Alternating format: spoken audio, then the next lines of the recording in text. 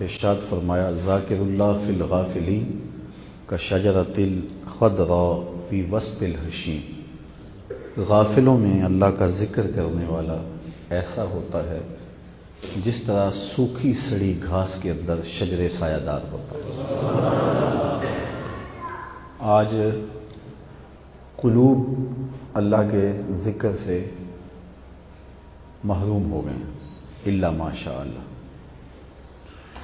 اور یہ دلوں کے اجڑنے کا سبب ہے۔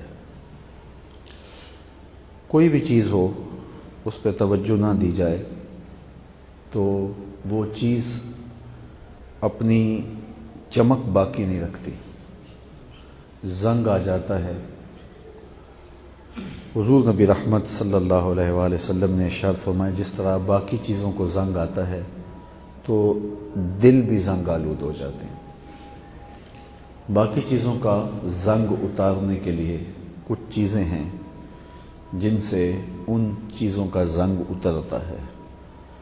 تو اگر دل زنگ آلود ہوتا ہے تو کوئی چیز تو اس کے لیے بھی ہوگی جو دل کا زنگ اتارتی ہوگی۔ تو خود ارشاد فرمایا لکل شیء ثقالہ وثقالۃ القلوب ذکر اللہ، ہر شے کا زنگ کسی نہ کسی شے سے اترتا ہے، اور جب دلوں کو زنگ لگتا ہے تو اللہ کے ذکر سے دلوں کا زنگ اترتا ہے۔ اس لیے کثرت کے ساتھ اللہ تعالیٰ کا ذکر کرنے والوں کے دل مزکہ اور مصفہ رہتے ہیں اور پاک رہتے ہیں، اور دلوں میں بہت ساری بیماریاں جو پیدا ہوتی ہیں ذکر کی برکت سے زائل ہوتی ہیں۔ دل کی بیماریاں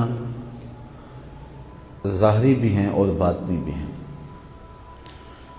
دل کی باطنی بیماریاں حسد، حقد، بغض، کینہ، نفرت، یہ دل کی بیماریاں ہیں، اور ان کا علاج، سب کا علاج اللہ تعالیٰ کا ذکر ہے۔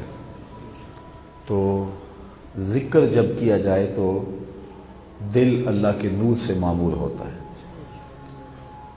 حضرات صوفیہ کہتے ہیں جب کوئی شخص ایک مرتبہ کہتا ہے اللہ، تو اللہ تعالیٰ اس شخص کی طرف نظر رحمت سے دیکھتا ہے۔ آپ اگر مجھے آواز دیں تو میں آپ کی طرف متوجہ ہوں گا کہ نہیں ہوں گا؟ تو جب کوئی شخص اللہ کہتا ہے تو اللہ تعالیٰ اس کی طرف نظر رحمت سے دیکھتا ہے، اور جب اللہ تعالیٰ کسی کی طرف نظر رحمت سے دیکھتا ہے تو اس کے 70 گناہ جل کے راکھ ہو جاتے ہیں۔ کچھ لوگ یہ کہتے ہیں کہ ذکر خالی اسم ذات کا مجرد، یہ مقصد پورا نہیں کرتا۔ یعنی آپ یہ کہیں اللہم آتنی فلاں، مجھے فلاں چیز عطا کر، اے اللہ مجھے یہ عطا کر، یہ تو اس سے عرض کرنا ہوا۔ تو یہ جو کہا جاتا ہے اللہ اللہ اللہ، تو اس سے کیا مقصد ہے؟ پکارنے کے بعد جو آپ کی حاجت تھی وہ آپ نے بیان ہی نہیں کی۔ آپ مجھے آواز دیں تو میں متوجہ ہو جاؤں گا، تو پھر آپ پھر آواز دیں تو میں پھر متوجہ ہو جاؤں گا، تو بار بار آوازیں دیتے رہیں تو میں آخر کہوں گا کہ بولو کس لیے مجھے پکار رہے ہو؟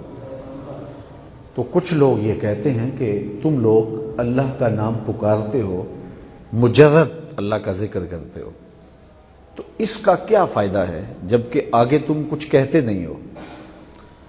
تو اس کے بڑے جواب اہل علم نے دیے ہیں، لیکن میں اس کا ایک سادہ جواب دیتا ہوں، اور وہ یہ ہے کہ آپ مجھے پکاریں، آواز دیں، تو میں متجسس ہو جاؤں گا کہ آپ نے مجھے پکارا ہے تو کیوں پکارا ہے۔